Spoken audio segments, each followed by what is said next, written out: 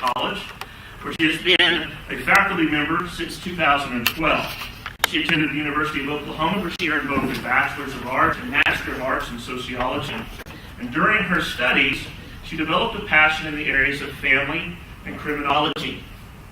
These topics eventually became the areas of specialization and the building blocks for her dissertation, which will examine how the media and cultural beliefs about motherhood impact people's perceptions of mothers who use methamphetamines.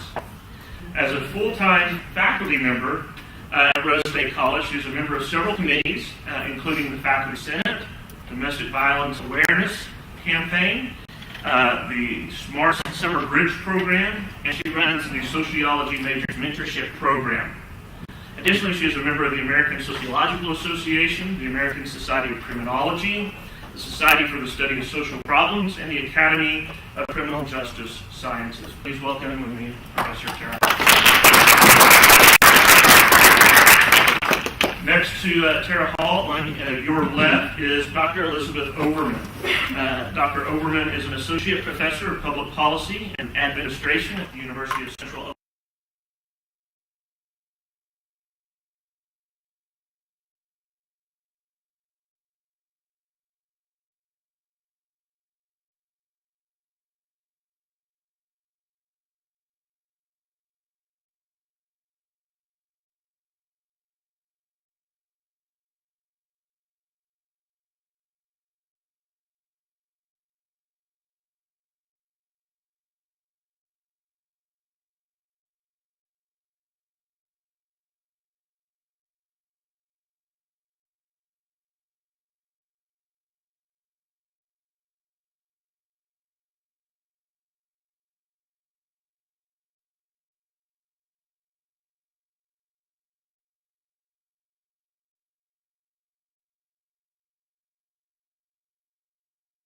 University of Colorado. She also earned a master's degree in history and her PhD in public policy and administration from Jackson State University. The courses that she teaches includes public program evaluation, managing nonprofits, public policy analysis, minority politics and policy, and economic development. Please welcome Dr. Elizabeth Overman. At the far end of our panel is Professor Deborah, or Deb as she prefers to be called, Ferrell-Lynn, who holds a bachelor's degree in political science and master's in public administration from the University of Oklahoma. She was appointed to a full-time lecturer position at the University of Central Oklahoma after having taught there as an adjunct instructor since 1998. She has also taught courses at the University of Oklahoma, the University of Sciences and Arts of Oklahoma, and Oklahoma Christian University. Professor Ferrell-Lynn has served on the Board of Trustees for the Oklahoma City National Memorial and its Education and Outreach Committee for a number of years, and still serves on the Memorial's Conscience Committee. As a 10-year management employee of the City of Oklahoma City, Professor Ferrell-Lynn worked in court administration, budget, and personnel departments.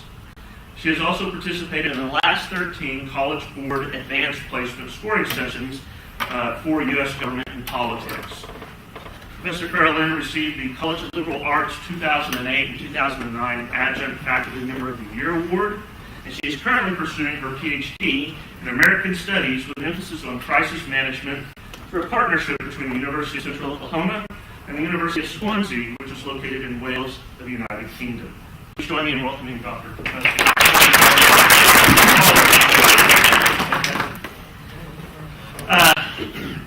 Finally, we have Professor Craig Dawkins. Professor Dawkins is a professor of personal finance and economics at Rose State College. He came to Rose State after a long career in the private sector. His experiences in the private sector include serving as CEO of CDI Incorporated, working as a financial advisor, and holding various management positions for companies such as Dillard Department Stores, Montgomery Ward, and Barnes & Noble, managing stores in Texas, Florida, Alabama, and Oklahoma. In 2007, Professor Dawkins was appointed to serve as a member of the Oklahoma County Jail Funding Task Force. And from 2009 to 2014, he served as group leader for an Oklahoma City-based disfluency group called Speak Out, which provides support for people who stutter. Professor Dawkins graduated from Carl Albert High School and earned his bachelor's degree from the University of Central Oklahoma. Upon completion of his MBA at Oklahoma Christian University, he was inducted to the Delta Mu Delta Honor Society, an organization that recognizes top-performing business school graduates. Professor Dawkins' courses at Rose State include personal finance, introduction to investments, and both principles of micro and macroeconomics. Please welcome Professor Grant. Now that I have done my part, I'm going to turn this over, and I think we'll just go down in order, starting with you, Dr. Overman, and each of you will have up to 10 minutes to offer any opening remarks you'd like to make regarding our topic. Okay, thank you, Dr. Davenport. I was in my case, extremely generous introduction. It's my understanding that the title of this session is Why Free College May Cost You More Than Your Tuition. Yes. Okay. So I feel that with the title, this is sort of positive, that free college is not a good idea, and in fact, it is more costly than it is worth. I'd like to suggest that we live in the United States. We have right now the largest economy in the world at $17 trillion, and that education and all of education and higher education should actually be a public right, that it is necessary if you're going to run a democracy, and I think that's a discussion in society we need to have about whether indeed we do have a democracy, especially after Citizens United and some other measures that have been taken at the national level that seem to attenuate activity in the democratic process. But if we are going to agree that we are a democracy, then we need to have educated people to run the democracy. So I would say that education is a public right, and also education, as an educator, I promote education for the sake of human development. That people who are educated pay more in taxes.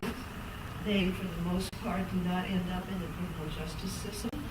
They add more to society in terms of creating more jobs, generating all kinds of nonprofits, all kinds of innovations in society, and make an incredible contribution to society that far outweighs the cost of their education.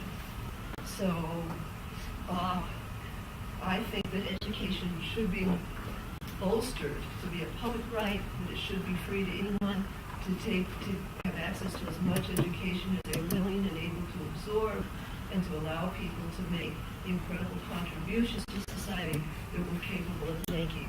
We don't live in an age where the problems are simple.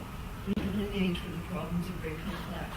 We have not been able to figure out what to do about climate change, in part because we have very smart people who benefit from not doing anything about climate change, convincing us that it's not, trying to convince us it's not an issue.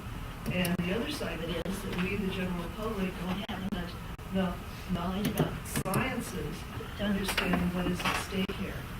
So if we are going to perpetuate a civilization, if we really do want societies where people are capable of exercising all their human capacities in a positive sense, we need to provide vehicles so everyone can get as much education as possible. Thank you.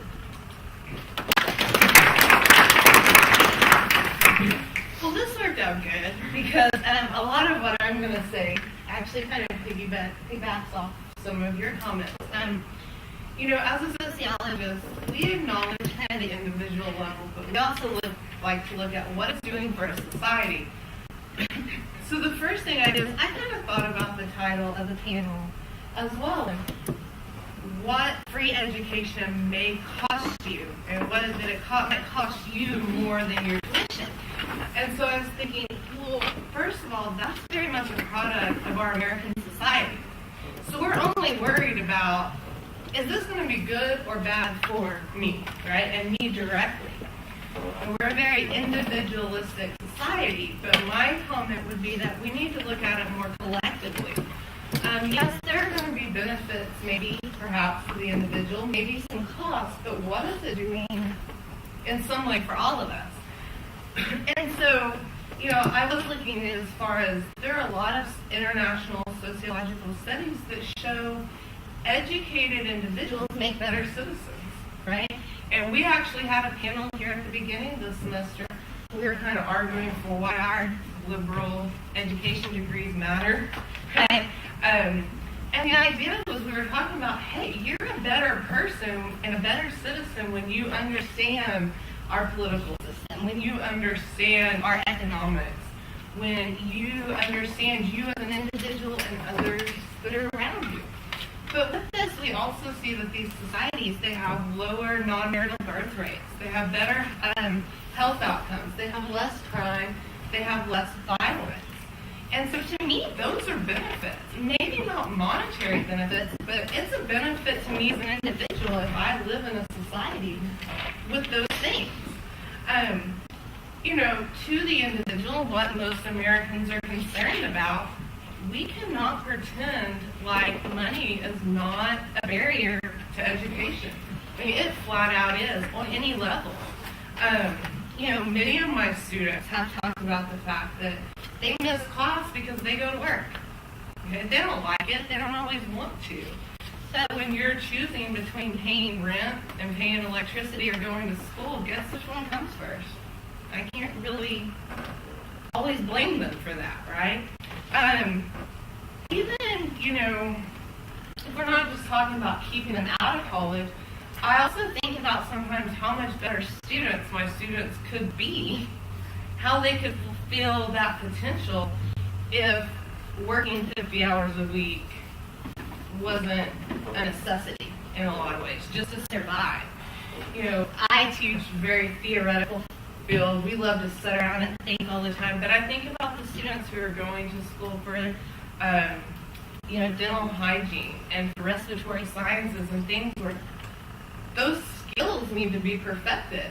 And if they can take those classes without working, they're also going out into our community and going to provide those services at a higher level than if, they're sleeping halfway through their class because they were up all night working. A lot of times I hear the answer, well, we have opportunities out there for people to go to college. They can get grants, they can get loans. Okay, yeah, that's true. But that doesn't always work. First of all, student loans, yay, right? I saw this great cartoon clip about a year ago. I use it in all my classes now. It's a kid talking to his counselor, and the counselor says, you gotta go to college. Kid goes, why? He says, so you can get a degree. Kid goes, why? So you can get a good job. Kid goes, why? So you can pay back your student loans for going to college. Right? And a lot of us are there. I didn't qualify for any type of grant program. So I went to school partially on student loans. And that would be something that I don't know if I'll ever pay it back, right? So kind of, burdening people with financial debt to get an education, that shouldn't be necessarily our answer. Now, on the same side that I've just said all this, I want us to also be cautionary about it. Part of the problem, and again, it's something we love to do as Americans, is we come up with a solution and it's going to fix everything. I want us to be cautionary if we're looking at this to fix all economic issues. It's not necessarily going to do that, right? For one, it's not the only barrier that students have to education. So my concern would be, okay, we can get access to 2-year or 4-year colleges, but what about programs that are going to prepare them to be successful in the 2-year or the 4-year schools, right?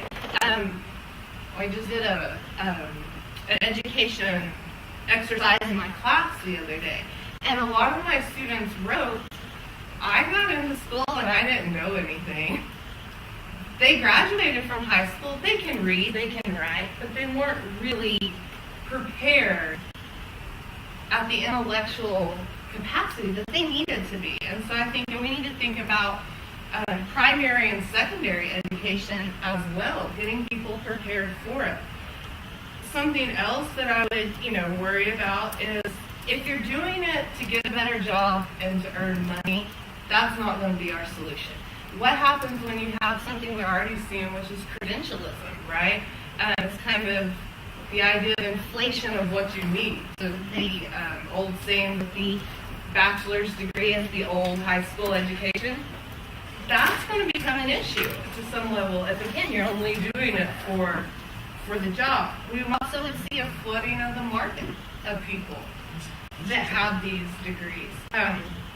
If we're not creating more skilled jobs, then it's not necessarily going to be a benefit as well. We have to make sure that the job creation on the back end is going to be there.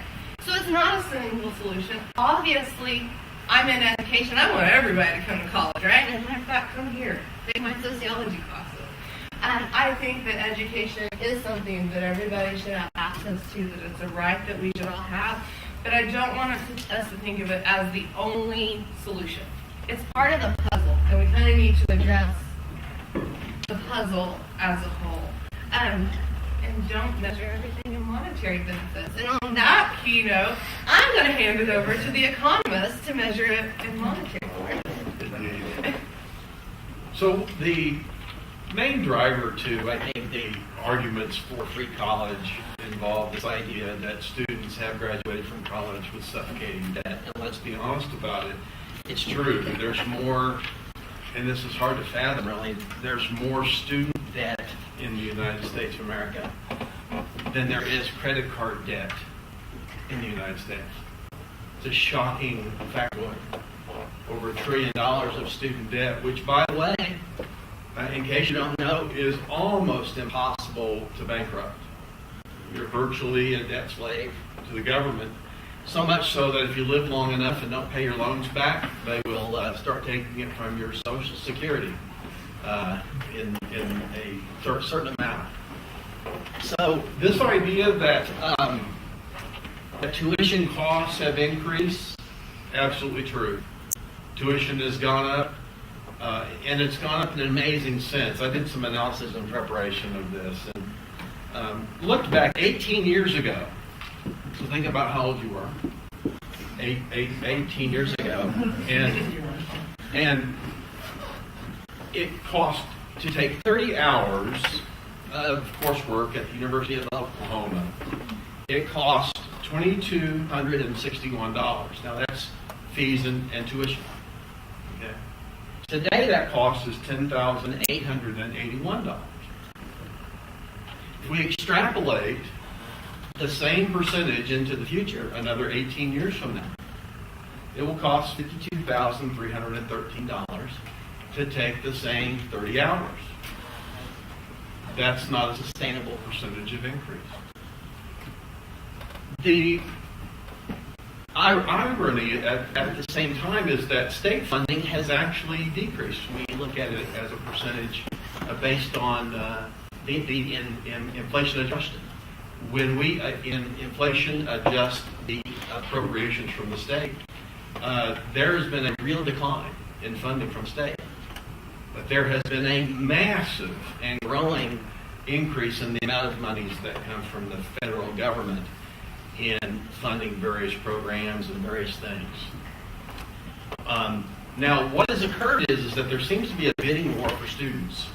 Every college is looking at the amenities that they put together to attract students. There are some students, LSU spent something like $85 million on a lazy river, and it was in the shape of the LSU, where they went through the campus.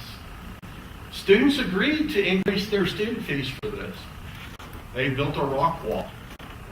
I think Iowa, the University of Iowa put together some amenities that involved a 250 square foot hot tub.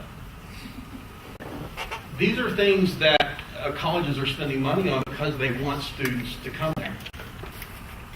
And so when we speak about, when we talk about free college, you know, the question is, what's the mechanism that imposes a restriction on cost? When it's free, all of the money, and by the way, there's kind of an assumption that when it's free, that it'll be just exactly like it is today. only it'll be free. Doesn't that sound great? Except, if it's true, in fact, that free is the problem. You know, we have free college now, right? Rose State College offers Ticket to Rose. And those people that live in the Middale area, the Middale School District, they participate. If they sign up appropriately, they can get free tuition and fees at our college. But it's given to those people who live in the district. It's paid for by those people that live in the district. And are there strings attached? Well, when it first started, there wasn't. You just can't. And then, now there's community service that is required. So the same thing is true with free college. You know, colleges currently have requirements to get in today, right? If you want to apply to college, you've got to meet certain standards. Well, once it's free, it's your tax money that's paying for it. So why shouldn't you get to go? And why shouldn't you lobby your local politician to make it fair? If you have to pay, why can't you get in? You know, I'm 54 years old. I'd love to get a law degree. Now, the reason why I don't do that is because if I did, I'd never be able to pay it back. And the world just needs one more lawyer, right? No. But if it was free, would I go? So the problem is that what's the value proposition for society? Do we need one more lawyer, or do we need one more science, technology, engineering, or math person? I don't know. The market can tell us those things. And that's the part of signaling. People major in things that often the market signals a need for. Right now, if you're in Oklahoma, would you like to major in education to be a teacher in the K through 12 system? Is that something you'd like to go to school for? Some might. But why did you say no? Because of the pay, right? So the market has an opportunity to signal. And so what do colleges do? Colleges interact with the market and say, what does the market need? Tell us what you need. And then we try to provide. The question really is, who decides what's going to be taught? Who decides what the standards are going to be? Who decides what majors are most needed and most important? And if it's colleges, I'm not sure that we'll ever kill a program, particularly if it's funded by the government, because we wouldn't need to. But let's talk about it. If suddenly, if there are many millions of people that are not able to go to college today that want to, and suddenly they show up, you know, it's free, so they show up at say Oklahoma State University in say next year, and they show up and they say, thank you, we'd like to enroll. Now I'd like to have a dorm room. Are they going to have dorms for everyone? They're not, are they? So they're going to have to build dorms, right? Are the prices of those dorms going to be the same prices they are today? They're going to go up, right? So it's a matter of cost. And the other thing is, if you are poor today, I think I've said this, you can go to school. You can get tuition and fees, often with grants and so on. Part of the problem is that once a poor student gets to a college, they can't afford the other amenities. They can't afford the other things required to go to that college, like housing. So it's not just about tuition and fees. It's the ancillary costs associated with the whole college cost infrastructure. The other thing is that it strikes me that the free tuition or free college is really a middle and upper class benefit. It's not so much a lower income benefit, because they currently do ascribe scholarships and grants and various things that they currently can take advantage of. The people that will be getting the most help in this are people that come from schools where they have better rated schools, higher performing schools, with parents that are more involved, that make more money. So I'm not sure about the entire equity of this in terms of, are we really trying to help the poor? Or are we trying to hand over something to the middle and upper class folks? So with that, I'll pause. Very interesting. Some of what has been said here kind of, my remarks parallel it, but I kind of look at it a little bit, maybe a little bit different way. First, I think a holistic approach to this whole issue really needs to be the tack that we take. I mean, if you were having chest pains and you went to a doctor, the doctor just said, hey, take this pill and I guarantee you'll feel better. That might not be enough for you. I want to go to a doctor who says there are going to be some lifestyle changes you're going to have to make, because otherwise you're headed for a heart attack. First of all, you're going to have to cut out smoking, start exercising, lay off the fats, things of that nature, and then you stand a better chance of recovery. And I think that would be the approach I would suggest taking this whole problem. Don't make it just a matter of make college free and we'll achieve all these benefits, because I don't think that's really going to happen. By the same token, saying the cost of universities are going to naturally increase because they've got to find a way to attract students, I'm not ready to throw in the towel in that direction either. So I thought about a couple of things in preparing for this, and I normally hate looking off lists, but to me, it's going to be really the only way I can do effectively, so bear with me. First thing to ask is, we're looking at education as an important factor for our society. How do we prioritize the issues that government and society are looking at? How are we going to prioritize that?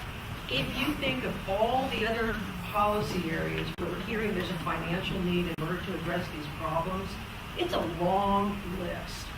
And so we're going to have to ask these questions. We're going to have to do it as citizens of the state, and we're going to have to ask our lawmakers to do this as well. There are a lot of needs out there. Where does this fit in? Secondly, Oklahomans need to see a return on this investment. If we start raising taxes in either the federal level or the state level, we need to see a return on that. And it's not just graduation rates, because we already have heard some murmurings of graduation rates not being truly reflective of what our students know when they graduate. I'm going to assume that there's 4 people here that care very, very much about making sure that when you leave our classes, you are well educated. But I can't honestly say that's the same for everyone.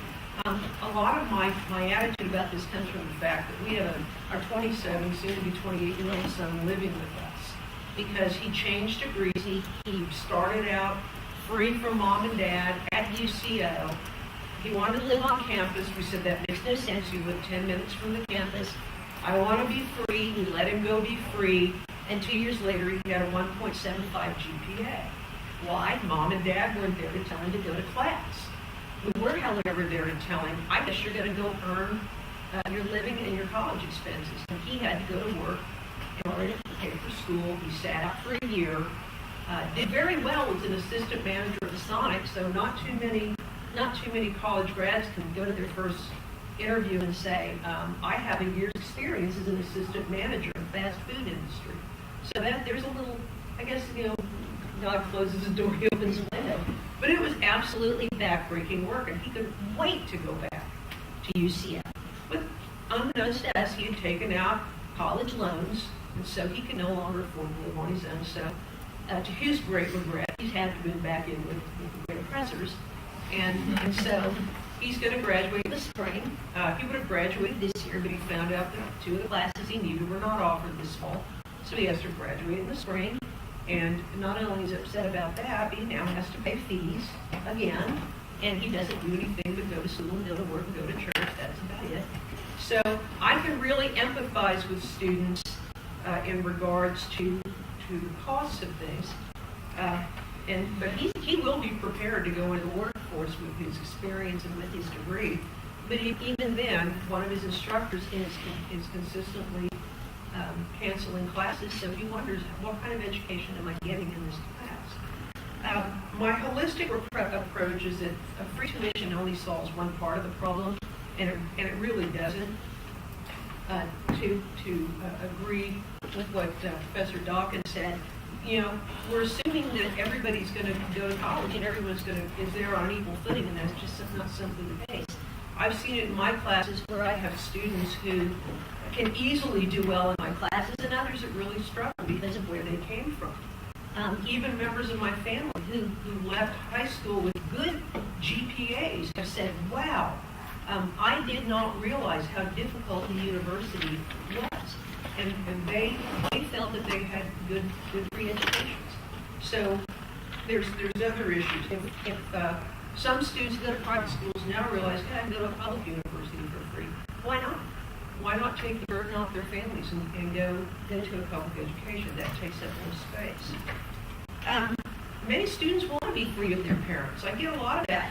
I guess I was too dumb. I didn't go to high school in this country. Everybody who taught at my school had to have a master's in their subject area. It was a Department of Defense run school in what used to be the U.S. Canal Zone down in Panama. I didn't know any different. My dad retired. He came up here. There was UCO. It was then called Central State. That's how it tells you how old I am. I'll let you do the math. I'm not going to be as old as he is. But the point is, you know, I went to class and it was easy for me. I don't mean easy in the sense that I didn't struggle. I mean, I worked hard to get that B in biology. But you know, the point was I didn't find it that difficult because I was very well prepared to go to class, to take good notes, to manage time. And a lot of students don't have that. So I totally agree.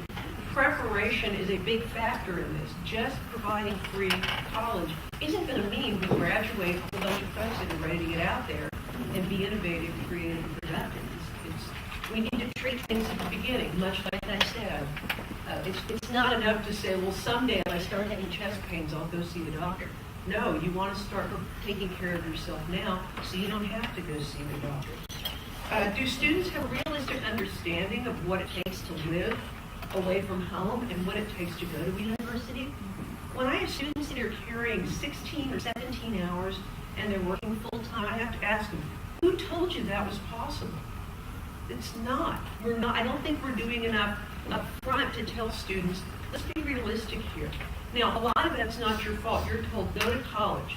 You'll never be anything if you don't go to college. Didn't hurt Abraham Lincoln, but you're told, if you don't go to college, there's something wrong with you. And I think that's grossly unfair to our young people to tell them, you can have it all. I don't think that's the message we need to be sending. I think we need to be honest with them. You can't serve two masters. You can't work 30, 40 hours a week and then go to classes and spend 15 hours in class and then go study in the evening. I have students that have a lot of absences. Some of it is work-related. Some of them, they just don't choose to be there. They don't want to be there. And I ask them, okay, let me throw this out at you. If someone wanted to date you, really wanted to date this other person, and that person said, I really care about you, you're first and foremost in my life, but here's the catch, I can only date you on Sundays. How many of you would be interested in that? I don't know many people who would be. So if we want our students to make a commitment to college, we kind of have to teach them what that commitment means. It means I may not be able to go participate in all of these activities on campus. I may not be able to go and play basketball at the Wellness Center every day. I may actually have to exercise some good quality time management. And here's the dread thing. I may actually have to live at home a little longer. I may have to do that. And recognize that real freedom from this is not going to be I'm free to be poor and failing school. Real freedom is going to be I can stand on my own. So I think we need to do a better job up front in addition to addressing the high costs of the university. Do you feel like you were adequately taught to budget? No, a lot of people my age don't know how to budget. I think that's a skill we need to teach people. Now, you touched on a point about degree programs. I don't know if I necessarily agree that public education is a right. I wouldn't be sitting here as an instructor if I didn't think it was incredibly important, okay? Because I went from a full-time position as a public administrator back into teaching, in part to help care for my kids, but also in part because I enjoy this stuff. But the thing is, if we're going to do this, we're going to have to look at a hard look at what people do. I appreciate the arts, I appreciate creative writing and dancing and all of those things, but if we're talking about the return on the investment, and some of the argument It has to be something that contributes to the economy. Those are not big economy contributors. They're simply not. And so I think we're going to have to ask some hard choices. How much time do we have? You got about 2 or 3 more minutes. Okay, good. I'll wrap it up. So what are some other things we can look at? Well, one of them is looking at endowments. Endowments that go specifically to scholarships, not to building new wings here or,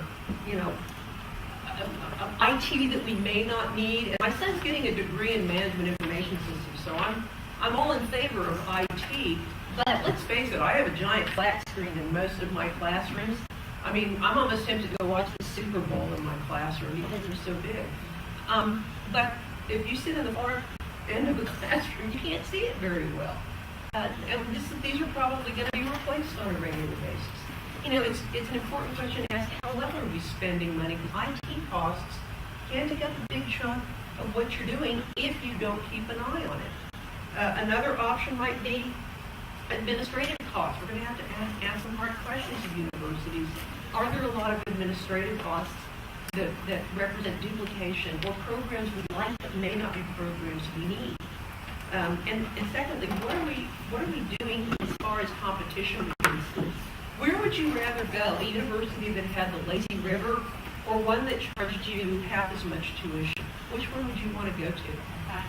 Yeah, I mean, maybe it's time to get back to some of the no-frills universities. It would depend on who's paying. Who's paying? Yeah. Stop where you are. Just stop where you are and say, look, we can either keep adding to what we're doing in really what maybe this is clearly a non-educational activity, or we can say, you're going to have to go find the entertainment someplace else.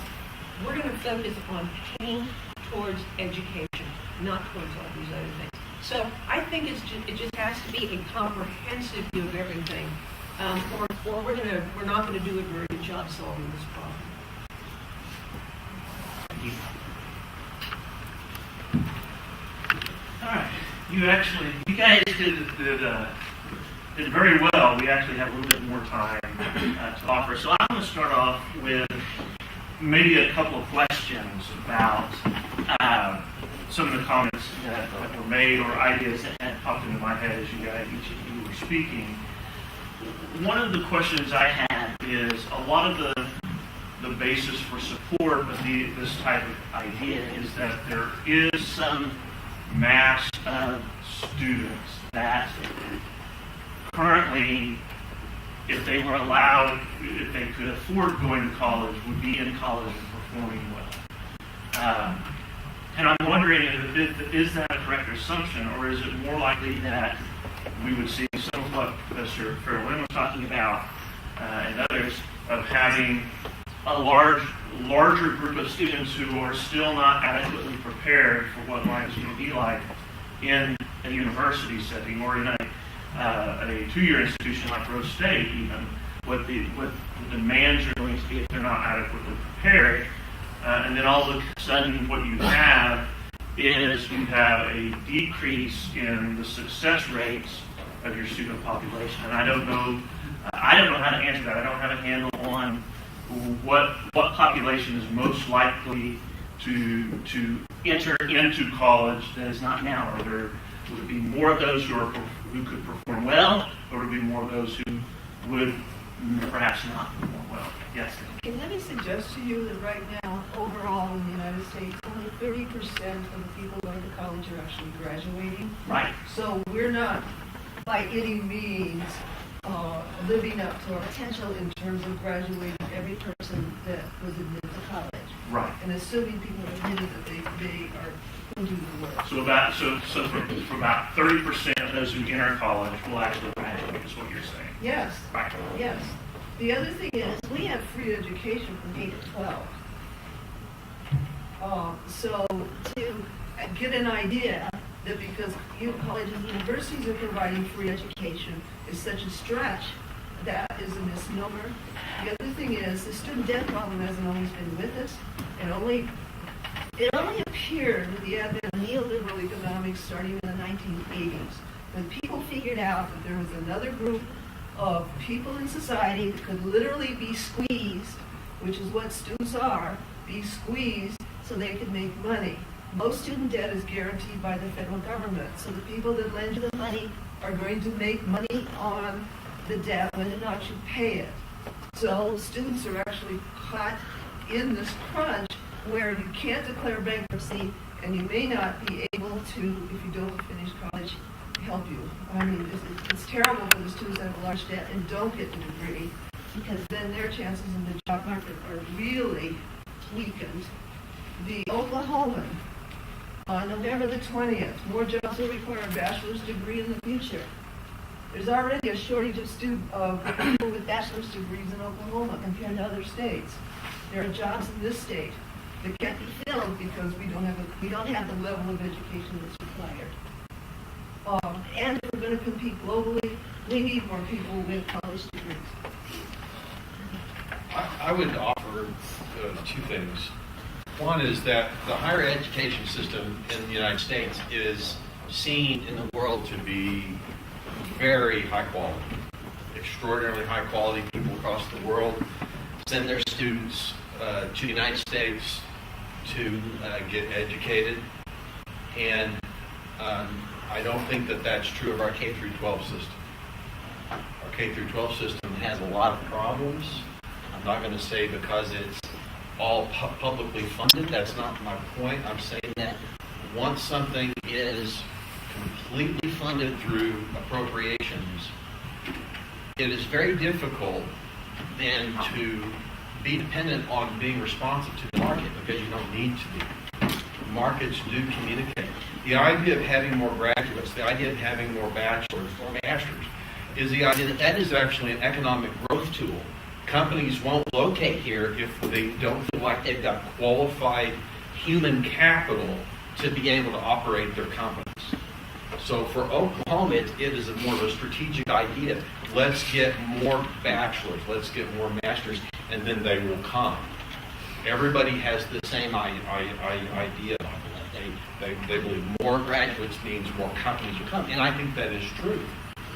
I think Seattle has something like 50% of their local population has a bachelor's or higher. I think in Oklahoma City it's something like 23%. So we're much smaller in terms of the labor force, the amount of human capital we have to compete with, say like Seattle. So every city is trying to use this as a dominant strategy to grow. That's why the Chambers of Commerce a few years ago, they funded a study that said that Oklahoma colleges are of value and they provide a big value to the economy. Yeah, I had a few things. One is, we kind of talk, obviously I said this is just a piece of the problem, right? A piece of the puzzle. But I also say things saying, well, just because it doesn't solve everything, we shouldn't do it, is not the right answer either, right? We're kind of saying, well, it doesn't solve all of our problems, so let's just ignore it. A middle class benefit, we know it's going to benefit middle class more because, yes, they're more prepared, right? But again, okay, just because it's benefiting middle class more doesn't mean it's a bad idea. You talked about 18 years from now, the tuition rates at OU. I'm secretly crying inside because I have 4-year-old twins. And so in 18 years, I'm thinking, first of all, I'm probably still going to be paying off my own student debt. I can't imagine taking a theirs. But to think about, this idea that as middle class, we need help too, right? We need assistance as well with our kids going in. And yes, mine are going to be better prepared, hopefully, not some kind of big one. But that's still going to be a challenge. It's something I'm going to be worried about at night, trying to afford those things.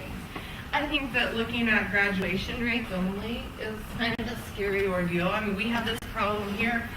Our students sometimes complete their programs even though they're not officially counted in graduation rates, right? They can complete certificates, they can complete their hours and unofficially transfer over to another school even though they've done what they needed to, so they're not included. I think we still have to look at societally, there are benefits for every class they take. they become a better person in our society, and that's important. And then I would also say, well, we do have a large majority that are not prepared, whether it be maturity or academically. A lot of these are not my students. Maybe it's because I teach sociology classes. A lot of mine are preparing to go into social work and kind of different fields. But I get parents who are single moms who have been out by themselves for 20 years. I get every type of student you can imagine. The vast majority of mine are not traditional, coming out of high school at 18, who can't budget and don't know how to take care of themselves. I'm dealing with single moms who are taking care of kids, or single dads, or veterans, or whatever the situation may be. So I don't think that necessarily explains what all of our student issues as well. Well, to answer that, I teach 4 sections of freshman American national government, and it is a broad cross-section, including international students. Taking the international students out, because some of them come from countries that are run by dictators, so they have no idea what voting means when they get there. Consider almost all of my students, I have very few students returning from being parents, single parents, whatever. I've had occasional people who, ex-military, who decided to get into the group. The vast majority are your standard high school, college freshmen. A year ago they were in high school, and now they're at university, and it is a real awakening for them. Now to add something I didn't say initially, but one suggestion I thought of was, if we're going to talk in terms of making that transition from high school, the cost of which are borne by taxpayers, whether you have kids in high school or not, is to maybe pilot the idea of the first year of the core classes being free. And the idea behind that would be, you need to get your feet wet, you need to find out what the university is like. I would rather consider spending that money on 12 hours per semester of core requirements to see whether or not it's something you really want to do. And if not, there are tech programs, vocational technical programs. You've got a better idea, but without the initial pressure of saying, oh my God, I'm the first in my family to go to college, and I can't possibly avoid that. I can't fail. Oh my gosh, I thought I was well prepared, and I'm not. That's a lot of pressure to put on someone who just a few months earlier was wondering whether they were going to get a date to senior prom. So that's possibly something to look at. It. Do it incrementally and see how it can be phased in a way. But don't. I'm not for the either-or approach. But I still maintain there's a lot we can do up front with students, and look at what the real cost of college is, and what colleges and universities can do to maybe cut back some of this cost. Again, you don't just treat one part of the patient. You have to treat them holistically, or you are not going to live. You are not going to succeed. I just don't believe that. I think to say one more thing about that, currently Oklahoma has OLAP, which is directed towards, it's income-based, but it does pay for college currently. Mm-hmm. So. And that is an effective program. I know there's students who have taken advantage of that. Let me suggest that all public schools are not the same. Why is it that people want to get their kids in Edmond public schools or the Broken Arrow public schools or the normal schools? Because these schools are doing what they need to do to get students into college, because the SAT scores are high. In the areas where the SAT scores are not as high, the funding is not going into those public schools to adequately provide the education that people need. So that is a serious problem in our society, and it's an incredible inequity to say that we have schools where your kids are going to do well, and schools where chances are it would be chancy if your kids do well. The other thing is, who benefits from this current system? I mean, we know that the people that loan the money are doing it because the government is going to guarantee that at some point they are going to get their money back. Okay, we know that the students going into debt are not benefiting from the system. We also know that this perpetuates a class system. If you're going to Harvard, Princeton, and Yale, you're not leaving there with a bunch of student debt, because they make sure that the students are subsidized, if necessary, to the point that they will leave without debt, which means the students graduating from colleges and universities that are able to do that are able to make real decisions in life, like, do I want to get married? Do I want to go to graduate school? What's next for me? When students are hobbled with debt, the sort of arc of decisions are less. They have less opportunity. So we are actually perpetuating in a democracy a class system that is not helping our country at all, let alone the individuals that are suffering with these burdens. I think that's where we have an obligation to teach young people to make better choices, rather than to say, here's all this money for you to go to college, and then for you to find out, I'll never be able to pay this off. I think better education up front is important. But another aspect of this, and this is where, and I don't really have an answer for this, I don't think anybody does, but I can tell you that I substitute taught in Edmond and Oklahoma City Public Schools, and part of the issue of education was just a lot of students really not wanting to be there for whatever reason. And I know there's a ton of reasons why students will not want to learn. I mean, a lot of problems in the classrooms. I had to separate two guys that were wrestling in a classroom. I had to literally step in and separate them because they were falling into desks. Probably not the smartest thing I ever did in the world, and move on. But for a lot of it, I think we have to even start even further back in some ways to ask, what are we doing? I think you raised the point about what are we doing in our high schools and below in order to infuse that love of learning and that idea that there is a payoff here, not just in economic terms, but I think in being a whole person. So, maybe it's like taking a sip out of the fire hose, I don't know. But I just think there's got to be a greater societal commitment to try to answer some of these. And there's also a performance factor as it relates to those who pay for education versus those who don't. At Rose State College, anyway, the data shows us that students that actually pay their own tuition, shockingly, have higher GPAs than those students that don't.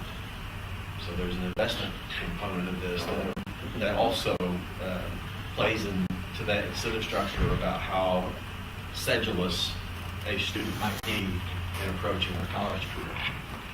I'll make one observation, and we'll go ahead and open it up to see if we have any questions from our attendees.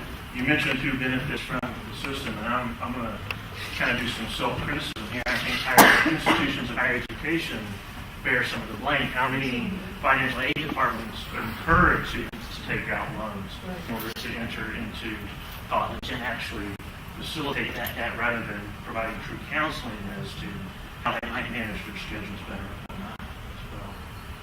All right, do we have any questions from anyone out in our audience here? Yes, sir. Do you have any ideas on what kind of changes would need to be made through K through 12 to foster like kind of the idea you were talking about, like encouraging to like a desire for the education? I think first of all, with K through 12, that all property tax money needs to go to the state and then needs to be distributed to the school districts so that people in rich areas who pay high taxes, which they should, with those high property values, that money is contributing to schools in poorer areas.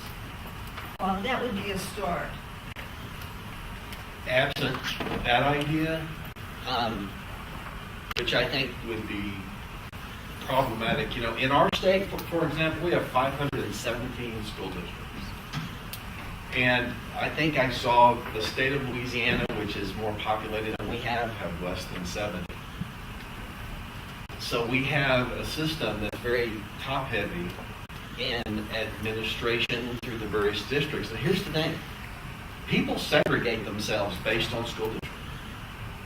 I don't want my kids going to those schools, so we're going to move and we're going to live here in these schools.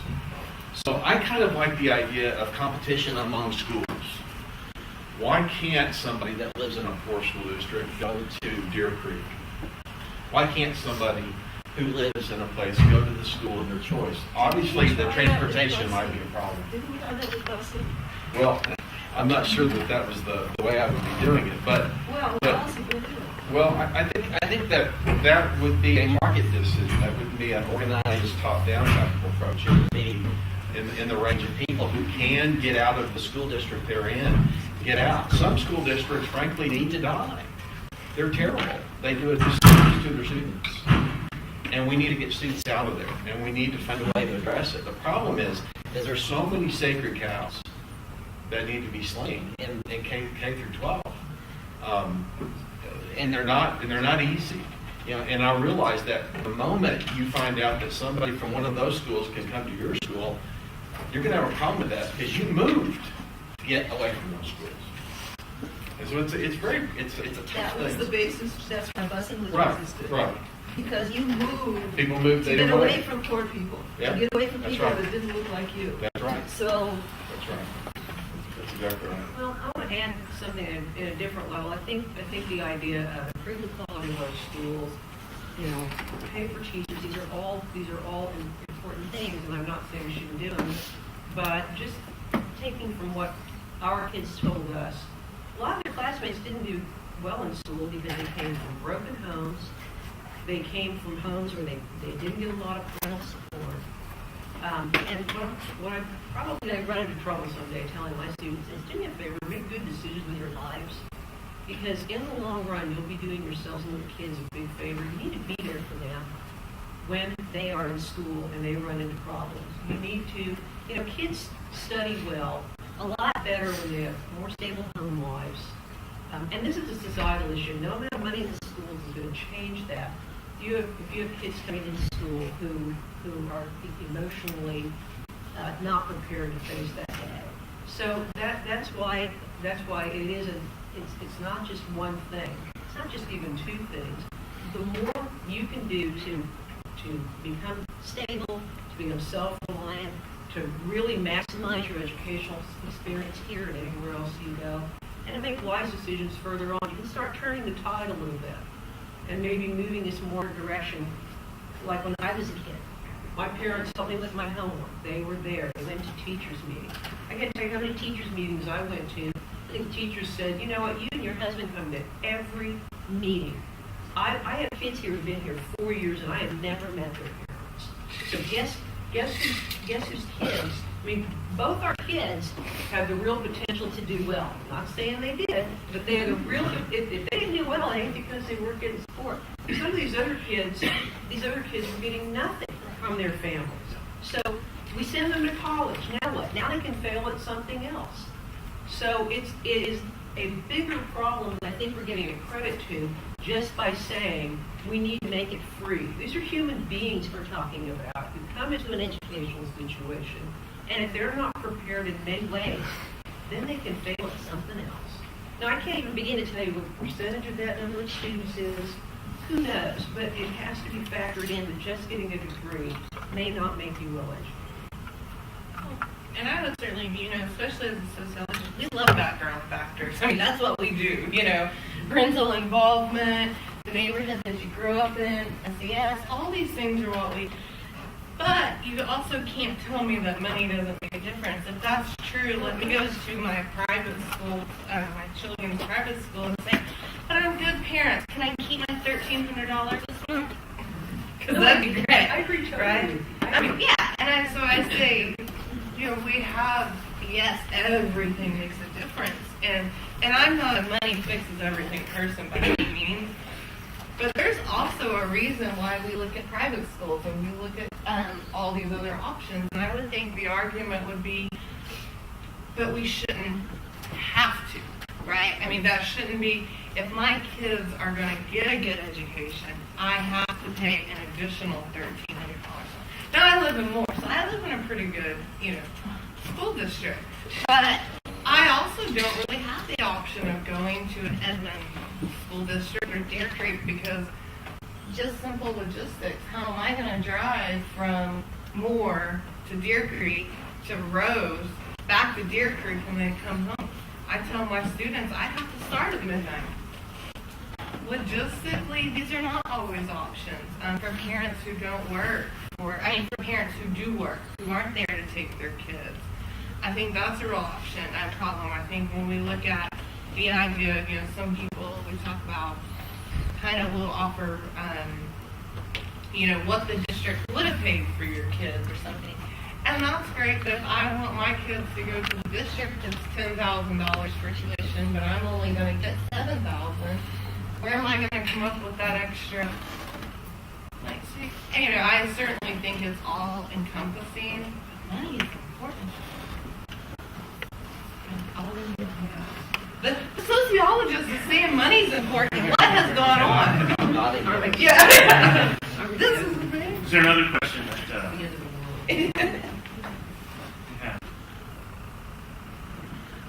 I would throw out here, what time, so if you went to this public funding mechanism, what happens to the institution in a variety of capacities, the higher ed institutions, in this sense, right? And we see this with K-12 now. There becomes political battles over everything, right? Political battles over what is taught and what is not taught. What happens to academic freedom in this sense? What happens to the student? What obligation does the student incur? Okay, we've agreed we're going to pay this. If you drop out after 1 year or in a semester, do they incur an obligation to reimburse someone? These are things that come to mind as the practicality of implementing such a system. How does this play out? I don't know.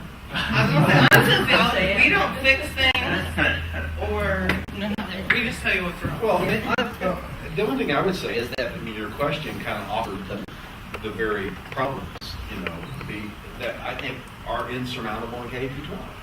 As you said, the curriculum, what gets taught. There's battle over what textbook we're going to use. There is a huge problem of grade inflation that is in the K-12 system, and to some degree in higher ed. And I got to believe that if it's free, we're going to encounter some of the same problems that we see in K-12. There will be the haves, there will be the have-nots.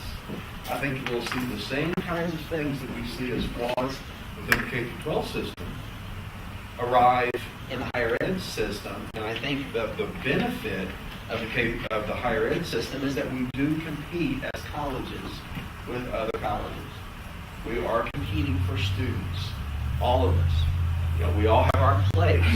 If you want to go to OU, it's going to cost you $10,881 to do 30 hours of credit. If you want to go to Rose State College, that same amount's going to cost you $3,808. So we're offering a different price point in the marketplace. Now, some might argue, yes, but you're also offering a different quality of education. I would probably take exception to that, but I think that's the point of the marketplace, is that you get to decide as a student where you go, and based on whatever criteria you use that brought you here, that system, I think, is powerful. I think it pushes us to figure out how to be better with the resources we have to present a product that you want and that others will continue to want, and that you have success after you have left us. I'd like to suggest to you that one, this can't be solved holistically. You only can do holistic solutions at the societal level when you are working with things like the Great Depression, World War II, where you have to get everything in gear. And we could make the argument that yes, we need to do that, but we're not really pressed to do that. So it's going to take strategic policy development to solve the problem. Okay, one of the things that government is finding is that it was a number of years ago, the Defense Department decided that all the families connected with soldiers were going to get money to go to school. And so wives and children were going to be able to go to school, and the U.S. Department of Defense was going to pay for it. Well, they cut that program off very, sort of, almost before it got going, because they were overwhelmed with the sheer number of people who were willing, able, and eligible to get a higher education. In another way, the Department of Education is facing the same problem because they just today or yesterday released this study that looked at what happens with repayment programs for student debt.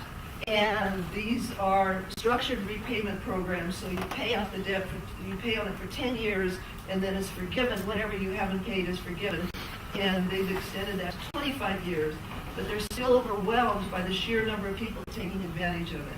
So I think if you implement a program where college is going to be free, you're going to have to be prepared for the stampede of people that are willing to do that. I think that we could, as a society, actually absorb that. If it was planned and it was targeted, we would be able to absorb that. That would be a willingness to say that we want a better life for everyone in society and that we are willing to make it possible. You have shopping malls where that are obsolete, that these places are empty. There's a lot of obsolete infrastructure out there that could be turned around relatively easily into classrooms. The big problem would be recruiting faculty that were eligible to do the teaching. There's a lot of possibilities here. Let me also suggest that education is more than about money. And it's really about human development. And we want to allow everyone in society to be able to develop.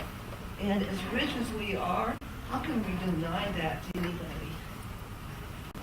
I would say that I agree with the last part of that, and that is that I agree that education is more than a value proposition. And that's why some people can go to school when they've retired. Some people go to school at various times during their life. Some people go because they want to learn things. What I'm afraid of is that whenever you make it free, suddenly it's a political question whether you get to do that or not. If the politics in your state works out that way, then you get to go to school for whatever reason. Now we have to acknowledge that if a 92-year-old person wants to go to medical school, on what basis do we decline them? I think we have real questions about whether a free system would eradicate the persons who just want to go to school for the sake of enrichment. Because we can't afford for you to do that. We've got too many students already. Follow me? So my concern is that to enable those students to continue to go and educate themselves through enrichment, the system we have precisely allows for that.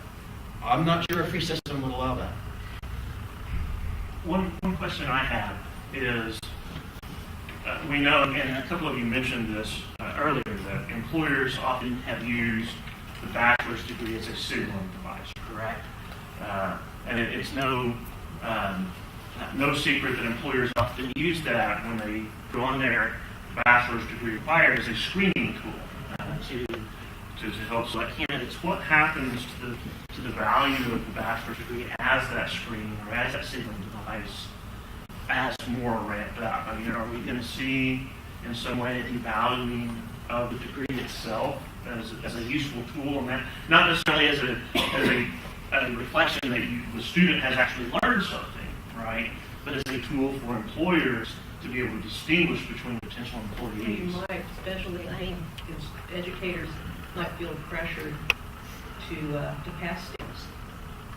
All this money's being poured into education, and now we have all these students, and there will be a temptation to say, how can I fail students?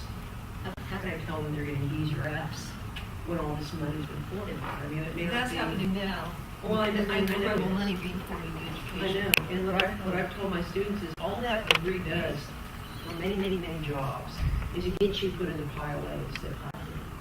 You've got to go and demonstrate that you're the person that company will hire, and that doesn't just happen with a piece of paper. Lots of people have a piece of paper, but you've got to be able to offer something to the other people to that job. So.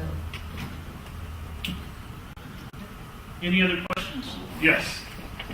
Bill, That's a pretty good caution about implementing free college here in the U.S. I've been here to other countries, France, Germany. They've all implemented free college and they've got past these hazards you presented. Do you think just culturally is the reason it wouldn't work here? Because They really haven't gotten past it. I mean, Some of the same problems that we talked about today were part of the French system, for example. In France, their problem, of course, is housing, right? Because if you go to school for free, okay, how do I live? I'm going where it's very low cost. How do I get my housing? And so there's all these ancillary costs. The landlords, of course, would love, if I own property around a major university, I would love this because suddenly the demand for rental property would be skyrocketing. And the rental prices would be going up, and that'd be good for me. But that's part of the problem, see, is that there's other economies that come into bear. And the other thing is that, like in countries like Iceland, for example, that they have a large number of people that participated in the free education program. And their bachelors are only making about 18% more than most that didn't go. So the problem is this one, again, is what's our objective? Is our objective to meet the demands of our economy and provide what is necessary for economic growth for the future? Or is it more of a idealistic way of going about it and saying we just think everybody needs to have a college degree? Because we can't pretend that all college degrees have the exact same financial value, because they don't. And if I'm a taxpayer, I want to put money into those degrees that help my state grow the most, or help my economy grow the most. And so you get so many different political conflicts in that kind of system that the outcome, some of these same issues that we're talking about now, exist in those other countries. I'm glad you brought that up because in the countries, if you're talking about Western Europe and you're talking about the Eurozone, if you're a student or if you're going to college in most of the Eurozone, I mean, you could literally go wherever you want to go to school. There's some changes going to be made because of the vast number of refugees that are coming into Europe. But the other thing is people in Western Europe don't have to worry about, and in other developed countries like Japan and Taiwan, is they have single-payer universal health care. So families don't, in Canada, families don't have to worry about health care for themselves or their children on one end, and on the other end, they don't have to worry about paying college costs. So more time can be put into developing the kind of stable society where families actually spend real time together and parents aren't so distracted because there are so many pressures to pay bills, to take care of healthcare issues, etc. Yes, there are societies that have dealt with this and dealt with this successfully. One of the things that's been happening in Europe, though, are the upper classes aren't sending their kids to the regular college. They're sending them to specific schools, not unlike Rose College, where people develop specific skills. And so it's sort of an interesting phenomenon that these kids with a lot of support and a lot of discretionary capital are actually getting really applied degrees. But they've solved, yes, you're right, they solved the problem. It's solvable. Is it only solvable if we decided to break it? Like we're so far into the problem that fixing it now with free college is that going to, like, want it to quite a lot of time for it to be solved in a way. And I feel like it won't ever really be solved. We just have sort of temporary solution. Europe didn't always provide this. It wasn't that they started so early. It was that they actually felt pressure from the citizens to provide more benefits. You might argue that the downside of that is everybody pays more in taxes. But look what you get when you pay more in taxes. To what extent have they solved some of the problems related to the influx of students on the other side by what really is a rationing approach by their Common Ed weeding out non-college ready students before they're able to enter the college, right? And so in many of these countries, you take a test at a certain level, and if you don't pass that test, you're redirected. You're not going to the college track, you're going to the career and vocational track, right? To my understanding, there's not a heck of a lot of choice of the student or the family if that's going to occur. That's just the decision that's made. And so, to some extent, that's one way of solving the problem is simply by reducing the number of students who would actually be eligible to attend, right? Now, in the United States, with schools like Rose State College, Oklahoma State Community College, a lot of other colleges that are open admission, that kind of approach might kind of change how we perceive our mission as well, because we certainly see ourselves as providing access to higher education to students who otherwise might not have that opportunity because they weren't properly prepared, because they didn't have the home life to support them through school. And so I'm wondering how that would impact institutions like Rose State. Well, two things come to mind, and maybe they were just thoughts that were spurred from your question. But let's take France as an example. Their completion rates are low. And the idea that France has toyed around for a long time with trying to find ways to grow their economy. They have a lot of unemployed people. What we call the Great Recession, they call Thursday. And it's because they have high unemployment. And the investments that we're talking about there have not helped that. Now, I would fully stipulate it's not just because of college. There are other economic barriers that they've created in their system, employment barriers, but it's not a panacea. It's not an answer to all the questions, and it creates as many problems, or arguably maybe even more problems than it solves. Mostly, I think the injecting of the political aspect into free college, it's already political enough. But if it's now funded by people who are tax-paying Americans who expect certain things, then it's not going to be like it is today. It won't be college like we have it today. It's going to be a different product. It's going to be different. Maybe some might argue that's better. I don't. We're the best in the world today. That doesn't mean that we don't have room for improvement. I just don't, and from my perspective, think that making it free makes it better. I think it makes it worse. Initially, higher education in this country was restricted to elites. And if you look over time from 1900s forward, you find that very few people actually had access to a higher education. After World War II, the United States decided that the soldiers who fought in that war should be given an opportunity to get a higher education. And everybody was sounding these alarms of higher education is going to be different and it's going to be, whatever. The old conservative reactionary arguments that maintain the status quo don't help us move forward. They were all out there. And what happened? Colleges expanded. We became incredible. We built the University of California system, which is one of the best higher education systems in the world.